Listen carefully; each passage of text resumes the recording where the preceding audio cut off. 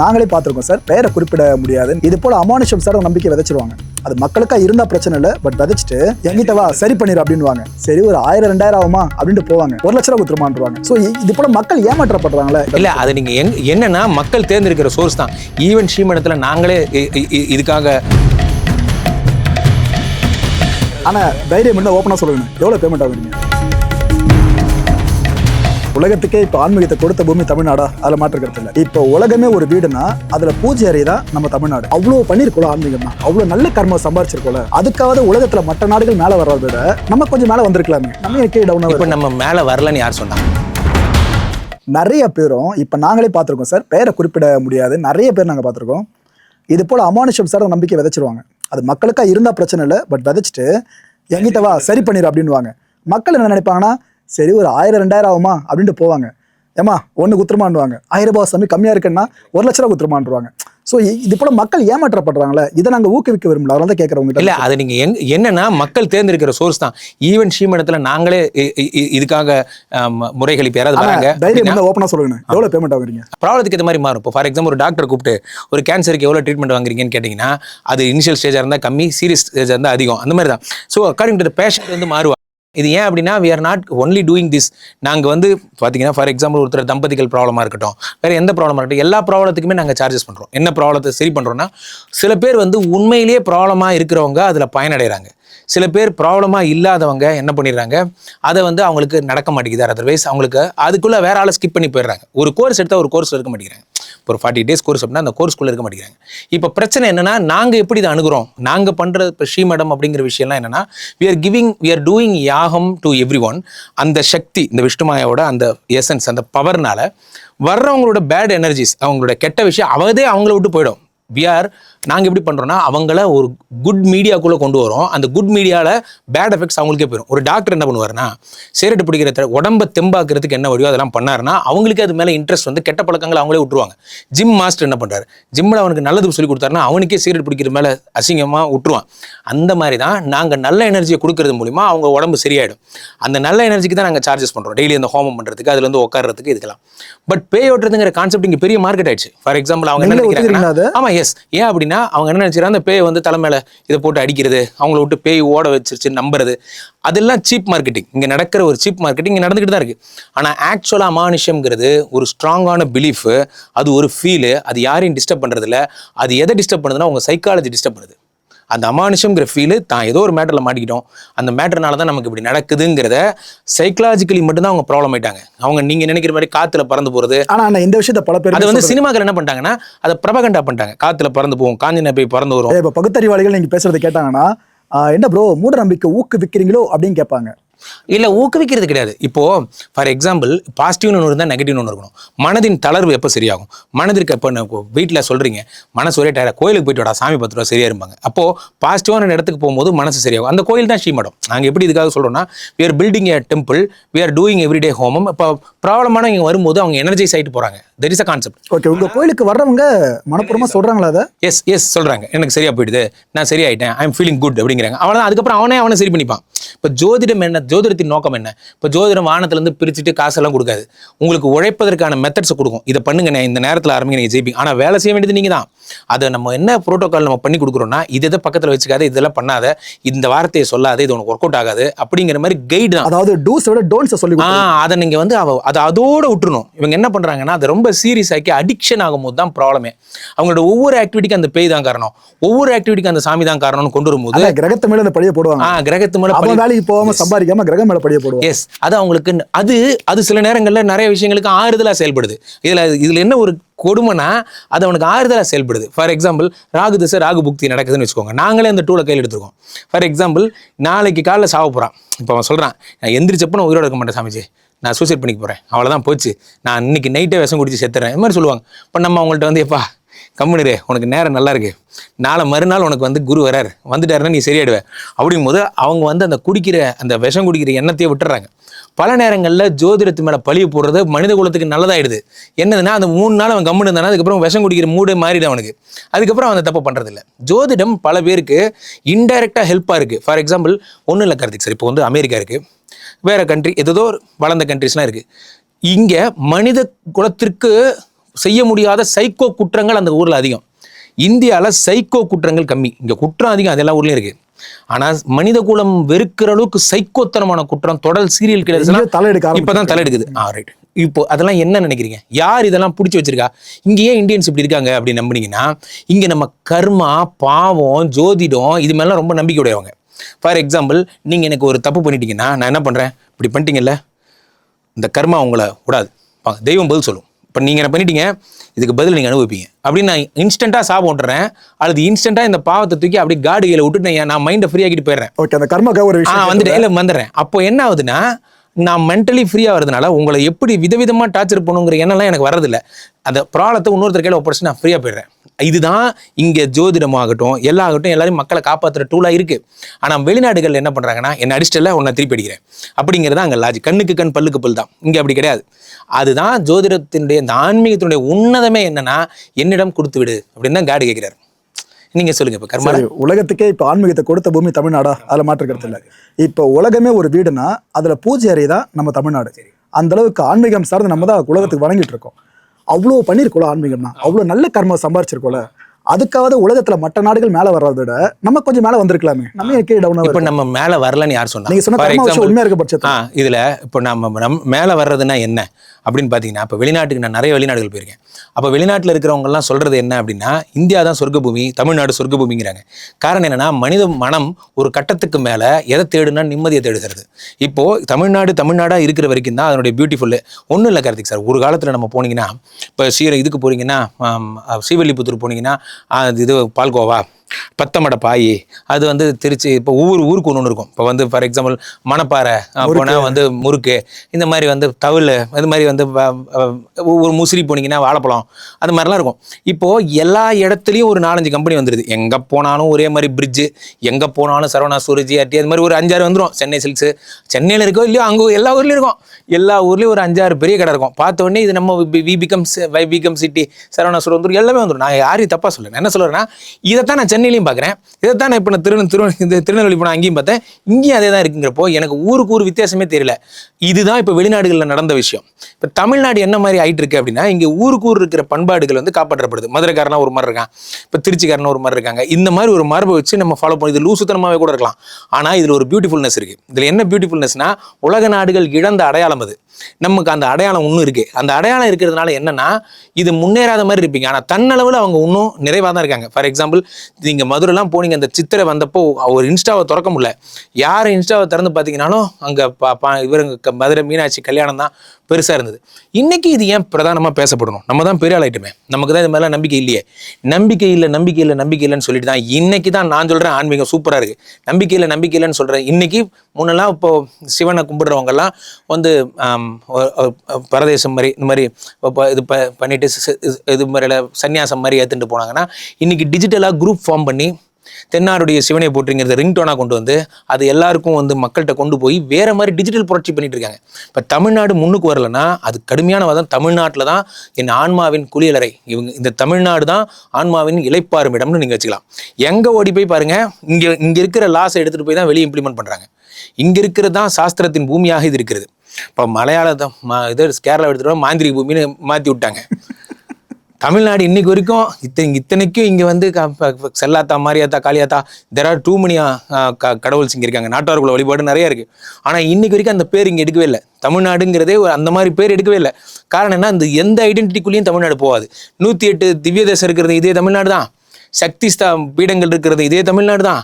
இங்கே மதுரை 80ல் இறைனார் சிவபெருமான் வந்து தமிழ் வளர்த்ததும் இதே தான். எல்லாத்துக்குமே இது ஃபேமஸ். இல்லை நான் எப்படி சொல்ல வரேன்னா, எல்லாத்துக்குமே ஃபேமஸுங்கிறப்போ ஒரு ஐடென்டிட்டியில இவங்க கொண்டே வரல பாருங்க. சிவன் எடுத்தா அது ஒரு வாஸ்ட் சப்ஜெக்ட். தமிழ்நாடும் சிவமும் எடுத்தா அது ஒரு வாஸ்ட் சப்ஜெக்ட்.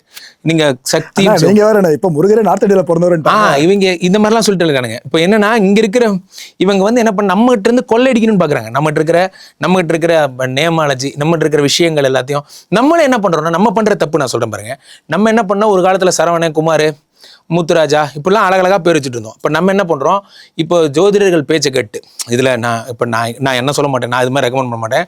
நிறைய பேர் பேரை கேட்டு என்ன பண்றோம்னா, ஏதாவது ஒன்று ஃபார் எக்ஸாம்பிள் எதையாவது ஒரு பேர் வைக்கிறாங்க. மிருதுலா அப்படின்னு ஏதாவது ஒரு பேர் வைக்கிறது.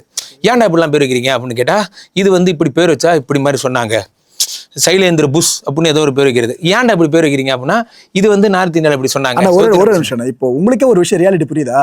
அதாவது வடக்குல வைக்கப்படுற பெயர்கள் சமஸ்கிருத பெயர்கள் எண்ணிக்கை தமிழ்நாட்டில் அதிகரிச்சிட்டு இருக்கு. ஆனா நம்ம சங்க இலக்கியங்கள் அவ்வளவு பெயர்கள் இருக்கு. அது எதுக்கு ஜோதிடர்கள் பரிந்துரைக்க மாட்டாங்க? யாரும் பரிந்துரைக்கல, இவங்களே இப்படி கேட்கறாங்க. இதுல என்ன பிரச்சனைன்னு கேளுங்க. இவங்க எப்போ இங்க கல்ச்சர் மாறுது அப்படின்னா இவங்க ஒரு லாஜிக்குள்ள வர மாட்டேங்கிறாங்க. ஃபார் எக்ஸாம்பிள், இப்போ போராட்டாத நட்சத்திரத்தில் பிறந்தவங்க சாசி சு அப்படி பேர் வைக்கணும். இப்போ என் பேர் சங்கர்ராமன் அப்படின்னு வச்சுக்கோங்க, நான் போராட்டாத நட்சத்திரம், இது பரவாயில்ல, நோ ப்ராப்ளம். சங்கர்ராமன் வச்சுக்கோங்க, எப்படி வேணா வச்சுக்கோங்க.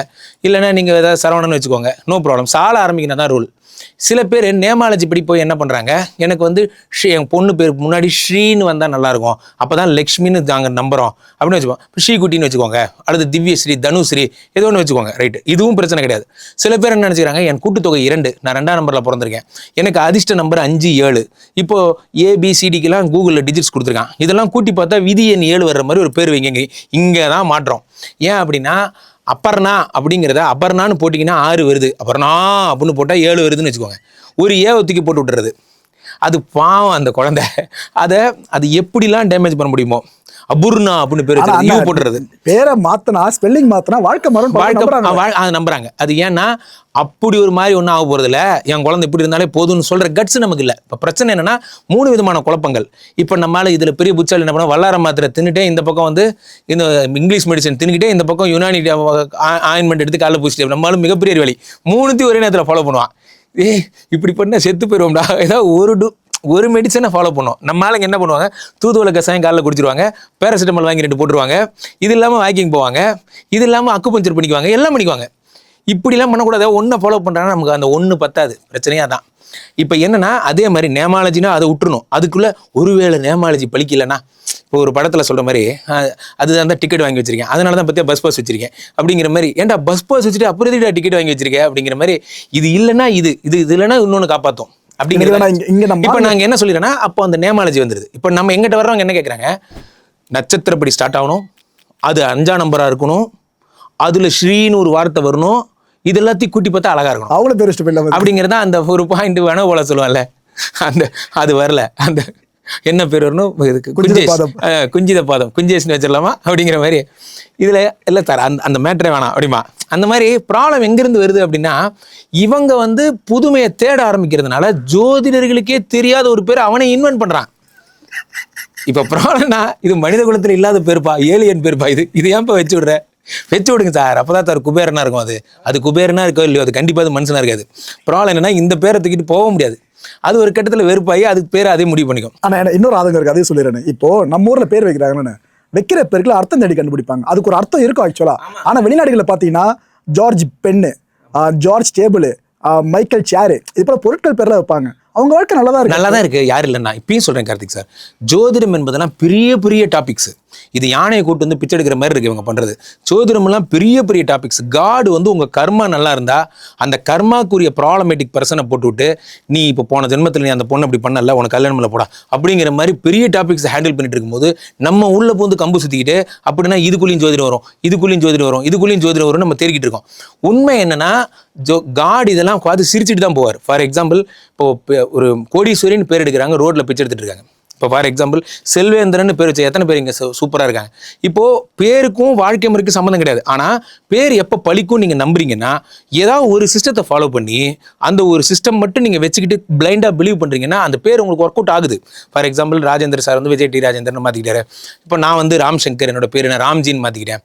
இப்போ இந்த பேர் மாற்றுறதுனால எனக்கு ஒர்க் அவுட். ஏன்னா ஒரு கான்செப்டை நம்பணும், நட்சத்திரத்தை மறந்துடணும், நியூமராலஜியை மறந்துடணும், நேம்னா நேம் படி போகணும், இதுனா இது படி போகணும், ஏதாவது ஒன்று பண்ணணும். இப்போ நீங்கள் கேட்டு கேள்விக்கிறேன், வெளிநாட்டுக்காரங்க இதை ஃபாலோ பண்றது இல்லைன்னு கேட்குறீங்க. அவன் மாங்கல்ய தாரணம் கூட தான் பண்ணிக்கிறது இல்லை, அவன் மெட்டி கூட தான் போட்டுக்கிறது இல்லை, அவன் நெற்றி சின்னங்கள் கூட தான் வச்சுக்கிறது இல்லை, அவன் எதையுமே தான் மதிக்கிறது இல்லை. அதனால தான் அவன் நிம்மதியாக இருக்கான். ப்ராப்ளம் என்னன்னா, நம்ம இதை பண்றோம்னா இதை ஃபுல்லாக பண்ணணும், இதில் இருக்க விஷயங்கள் புரிஞ்சுக்கிட்டு பண்ணணும், என்ன பண்ணக்கூடாது. இப்போ ருத்ராட்சம் போடுறோம், எல்லாருமே ருத்ராட்சம் மாதிரி போட்டுக்கிறாங்க. இது எதுக்கு போடுறோம்? இதில் 5 முகம்னா என்ன, இதில் 1 முகம்னா என்ன, இதை ஏதாவது ஜபம் பண்ணுமா இல்லை சும்மா போட்டுக்கணுமா, பேசிக்காக இதை பற்றி தெரிஞ்சுக்கணும். இப்போ நம்ம என்ன பண்ணுறோம், பீச்சில் 10 ரூபாய்க்கு ஏதாவது கொடுத்தா அதை வாங்கி போட்டுக்கிறோம். அப்படி நீங்கள் போடக்கூடாது. கொஞ்சமாவது அதை பற்றி ரெஸ்பெக்ட், அதை பற்றி தெரிஞ்சா பண்ணுங்க. இல்லைன்னா நீங்கள் போடவே வேணாம், உங்களை யாரும் போட சொல்லலை. நம்ம என்ன பண்ணுறோம், ஆற்றுல ஒரு கால் சேத்துல ஒரு கால், நமக்கு கொஞ்சம் தெரிஞ்சால் போதும். அது ரொம்ப தெரிஞ்சுக்கவும் விருப்பம் இல்லை. அதே நேரத்தில் நம்ம நாத்திகவாதமும் பேசுறதுக்கும் நமக்கு விருப்பம். இப்போ ஃபார் எக்ஸாம்பிள் கொரியாவில் நான் பார்த்துருக்கேன். அவங்க வந்து பார்த்தீங்கன்னா கிம் ஃபேமிலின்னு வச்சுருப்பாங்க. HW கிம், WH கிம், கேஆர் கிம்னு இருக்கும். இது என்ன டபிள்யூஹெச் கிம் அப்படின்னா அவங்க அப்பா பேர் ஏதோ ஒன்று வச்சிருப்பாங்க. டபிள்யூக்கு ஒரு எக்ஸ்பிளனேஷன் இருக்கும், ஹெச்சுக்கு ஒரு எக்ஸ்பிளனேஷன் இருக்கும். கிம்னே முடியும். அவங்கெல்லாம் கிம் ஃபேமிலி, இவங்கெல்லாம் ஜூ ஃபேமிலி, இவங்கெல்லாம் கூ ஃபேமிலி, அந்த மாதிரி வச்சிருப்பாங்க. நான் எதுக்கு சொல்லனா, அவங்க ஒரு காலத்தில் போர்ப்படை வீரர்களாக இருந்திருப்பாங்க. இவங்க ராஜாக்கள் காலத்தில் இருப்பாங்க. கிங் ஃபேமிலி நாங்களாம் யார் தெரியுமா? King family. நாங்கள் வந்து கூ ஃபேமிலி. இந்த மாதிரி ஃபேமிலியுடைய டெசிக்னேஷனுக்கு ஏற்ற மாதிரி வச்சுருப்பாங்க. இது ஒரு நாட்டில் பழக்கப்படுற ஒரு உதாரணம். நம்ம ஊரில் குலதெய்வம் பேர் வச்சுக்கிறது தான் நம்ம பழக்கம். செத்து போயிட்டா நம்மளோட தாத்தா பேர் வச்சுக்கிறது தான் நம்ம பழக்கம். இப்படி பியூட்டிஃபுல்லாக இருந்த சிஸ்டம் இது. கிளிமாஞ்சாரோ எகிப்திய நாகரிகம்லாம் இங்கிருந்து ஆரம்பிச்சது தான். நம்ம தாத்தா பேர் வச்சுக்கிறது தான் நம்ம ஸ்டைலே. யார் வந்து கொலை போட்டான்னு தெரியல. இதனால புது புது பேர், நீங்கள் சொல்ற மாதிரி நார்த் இந்தியன் பேர் மேலே நமக்கு கோவம் கிடையாது. நமக்கு பிரச்சனை என்னன்னா, நம்மளே கண்டுபிடிக்க ஆரம்பிச்சிட்டோம். நம்ம அடுத்த லெவல் போயிட்டோம். பேரை உருவாக்க ஆரம்பிச்சிட்டோம். அவன் வைக்காத பேர்லாம் நம்ம உருவாச்சிட்டோம். ஹர்ஷ வர்க்கடா கடா அப்படின்னு பேர் வைக்கிறது. என்னடா அப்படின்னா, கடாங்கிறது இவ பேர் கலா சார், என் பேர் டிஏக்கு தாமோதரன் சார், கேலேருந்து கேவையும் டிலேருந்து டிஏவையும் சேர்த்து கடான்னு மாற்றிட்டேன் சார். யாரும் அவங்களுக்கு இதெல்லாம் சொல்லித்தரா அப்படின்னா? ஆனால் உங்களுக்கு தமிழ் பேர் வைக்கிறதுல ஆர்வம் இருக்கானே? அதான் கண்டிப்பாக பண்ணணும். பசங்க பேர் என்ன? ஆமாம், இப்போ என் குழந்தை பேர் மாயா. இப்போ தமிழ் பேர் வைக்கிறது, என் குழந்தை பேர் செம்மொழின்னு வச்சு செம்மொழி. இப்போ பிரச்சனை என்ன அப்படின்னு பார்த்தீங்கன்னா, இந்த செம்மொழிங்கிற பேரை விட குழந்தைகளுக்கே மாயாங்கிறது பிடிச்சி போயிடுது. காரணம் என்னன்னா, இவங்க ஜென்ரேஷனில் அவங்க ஸ்டைலை விரும்புகிறாங்க. அப்போது ப்ராப்ளம் என்னன்னா, நீங்கள் ஸ்டைலாக கூட வச்சுக்கோங்க. ஆனால் ப்ராப்ளம் என்ன அப்படின்னா, அந்த தமிழ் பேர்கள் அழியும் போது ஒரு இனத்தின் மாண்பு அழிகிறது அப்படிங்கிறது ஒரு வேதனைக்குரிய விஷயம். ஆனால் அதை நீங்கள் கணபதி பாப்பா பூமியாலேருந்து நீங்கள் இதை ஆரம்பிக்கலாம். இப்போ நீங்கள் நார்த் இந்தியன் ஃபெஸ்டிவல்ஸை கொண்டாட, இப்போ குரு பௌர்ணமிலாம் நமக்கு அப்படின்னா என்னன்னு தெரியாது. அப்படி பார்த்தா நம்ம வந்து குரு பூர்ணிமாலாம் நம்ம இங்கே கொண்டாட ஆரம்பிச்சிட்டோம். நமக்கும் இதுக்குன்னு சம்மந்தமே கிடையாது. நம்ம தைப்பூசத்தன்னைக்கு போயிட்டு பொங்கல் வச்சு நம்ம வந்து முருகப்பெருமானுக்கு அந்த மாதிரி சேவல் பலி கொடுத்து பண்ணிட்டு இருந்த ஒரு ஆட்கள். நம்ம இப்போ என்ன பண்ணிட்டோம்னா, நம்ம அதை கன்வெர்ட் பண்ணி முருகனா சுப்பிரமணியரா, கணபதியா, இது ஏற்கனவே நம்ம பேசியிருக்கோம், கணபதியா விநாயகரா, சக்தியா துர்கையா கொற்றவையா, விஷ்ணுவா திருமாலா. ஏன்னா குழப்பறீங்க அப்படின்னா, இப்படி இருந்த பேருங்க தான் இவங்க தான் மாற்றி விட்டாங்க. இப்போ நமக்கு என்ன ப்ராப்ளம்னா, எல்லா விழாக்களுமே சமஸ்கிருத விழாக்களாக மாறிக்கிட்டே வருது. இது ஒரு பக்கம் அப்படின்னு பார்த்தீங்கன்னா, இப்போ நான் தமிழ் படி நடக்கணுமா சமஸ்கிருதம் படி நடக்கணுமாங்கிற ஆன்மீகத்தை போட்டு கொலை போட்டதுனால இப்போ மக்கள் என்ன மாதிரி ஆயிட்டாங்கன்னா, எனக்கு இதெல்லாம் வேணாம், எனக்கு ப்ரொமோஷன் கிடைக்குமா கிடைக்காதா, நீ நியூமராலஜி வச்சு வேணாலும் பாரு, நீ ஜாதகத்தை எதையோ ஒன்று பாரு, எனக்கு பாரு அப்படிங்கிற மாதிரி ஆயிட்டாங்க. டூ மெனி கான்செப்ட்ஸ் பண்ண விளைவு தான் இது. பட் இதை நீங்கள் ஒன்றுமே பண்ண முடியாது கார்த்திக். காரணம் என்ன அப்படின்னா, வெளிநாட்டுக்காரங்களை என்னைக்கு நீங்கள் உள்ளே விட்டீங்களோ, இப்போ ஃபார் எக்ஸாம்பிள் ஹுண்டாய் கார் இங்கே வரும்போது கொரியன்ஸ் உள்ள வந்துட்டாங்க. இங்கே ரெனால்ட் நிசான் கார் இருந்தபோது ஜெர்மன்லேருந்து ஃப்ரான்ஸ்லேருந்து காரங்க உள்ளே வந்துட்டாங்க. ஃபோர்டுக்காரங்க உள்ளே வரும்போதே கூட யூஎஸ் காரங்களையும் சேர்த்து கூட்டு வந்துட்டாங்க. ஜெர்மன்காரங்க டேம்லர் கிறிஸ்டர் வரும்போது ஜெர்மன்காரங்க வந்துட்டாங்க. எல்லா கண்ட்ரிக்காரங்களும் இப்போ சென்னையில் இருக்காங்க. அவங்க ஒவ்வொருத்தரும் அவங்கவுங்க உணவு முறைகளை இங்கே புகுத்திட்டாங்க. அப்படி வந்தது தான் நமக்கு சைனீஸ் ரெஸ்டாரண்ட். அப்படி வந்தது தான் இன்றைக்கி நம்ம சாப்பிட்ற மோமோஸ் திங்கிறது, இதெல்லாம் எல்லா பழக்கமும் வந்துருச்சு. அதே மாதிரி இவங்களோட சேர்ந்து இந்த ஜோதிடர் டீமும் வந்துருச்சு.